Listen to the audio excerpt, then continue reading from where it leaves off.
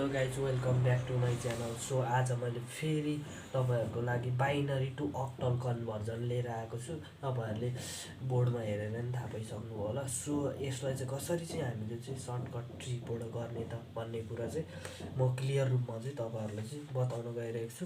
यति पार्ट भनेको हाम्रो के हो? यति पार्ट भनेको हाम्रो इन्टिजर पार्ट हो। इन्टिजर पार्ट के अरे? इन्टिजर पार्ट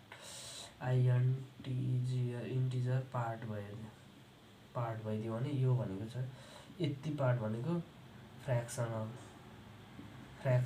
पार्ट पोइन्ट पछाडिको फ्र्याक्सनल पार्ट भइदियो। अनि यो बाइनरीमा दिएको छ यता अक्टलमा। अघि हामीले हेरेको थियौँ नि, हामीले जस्तै कि अक्टललाई चाहिँ 3 बिटमा डिभाइड गरिन्छ भनेको थियो नि त। 3वटा 3 बिट इक्विभ्यालेन्ट बनाइन्छ भनेको थियो नि त। इक्विभ्यालेन्ट बनाइन्छ भनेको थियो नि त।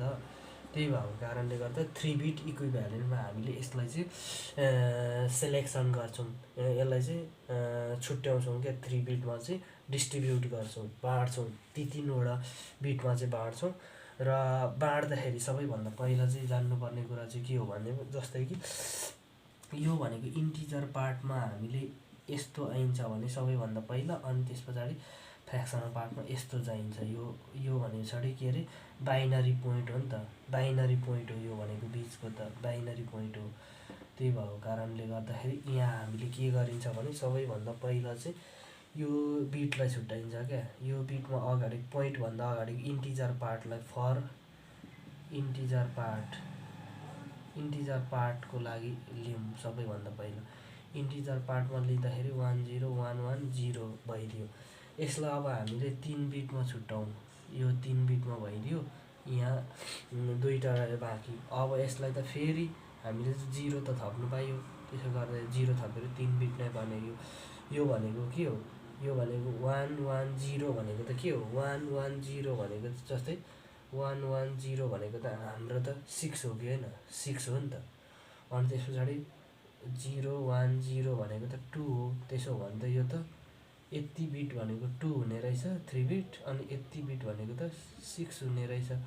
त्यसो गर्दा त 26 भयो नि त यो त। अनि त्यस पछाडि यो फ्र्याक्सनल पार्टमा पछाडि हेरौँ क्या। त्यसलाई पनि फेरि 3 बिटमै अब फर यहाँ फेरि फ्र्याक्सनल पार्ट गरौँ। फ्र्याक्सनल पार्ट्स गर्दाखेरि फ्र्याक्सनल पार्ट्सको पनि गर्दाखेरि 1 छ। यो पोइन्टदेखि पछाडि हो। अनि त्यसपछि 1 भएको कारणले गर्दाखेरि फेरि यसलाई पनि 3 बिटमा 2 बिट मात्रै छ यसमा त। फेरि 1 बिट थप्यो भने 3 बिट भयो। त्यही भएको कारणले गर्दा 110 भनेको त के हुन्छ अक्टलमा त? अक्टलमा के हुन्छ? 1011 भनेको यो 3 हुन्छ। त्यसो गरेको त 26.3 हुने रहेछ। यहाँ कति हुने रहेछ? अक्टलमा चेन्ज गर्दा 26.3 हुने रहेछ क्या। यस्तरी चाहिँ हामीले चाहिँ अक्टल बाइनरीबाट पनि अक्टलमा पनि लानु सक्यो क्या। बिटमा छुट्याउने, अनि त्यस पछाडि इन्टिजर पार्ट र फ्र्याक्सनल पार्टलाई छुट्टै लिने, अनि त्यस पछाडि छुट्याउने, अनि त्यस पछाडि यस्तरी छुट्याएर चाहिँ हामीले यो अगाडि चाहिँ बिट मिलाउनुको लागि जति पनि थप्नु पाइन्छ क्या। यति भ्यालु चाहिँ 0 चाहिँ थप्नु पाइन्छ क्या। यो कुनै पनि बिट मिले होइन भने बिट मिलाउनुको लागि चाहिँ अगाडि चाहिँ 0 चाहिँ थप्नु पाइन्छ। अगाडि जतिवटा 0 पनि थप्नु पाइयो, तर 0 बाहेक अरू केही थप्नु पाइएन। सो यस्तै हो हाम्रो 26.6 हुने हो।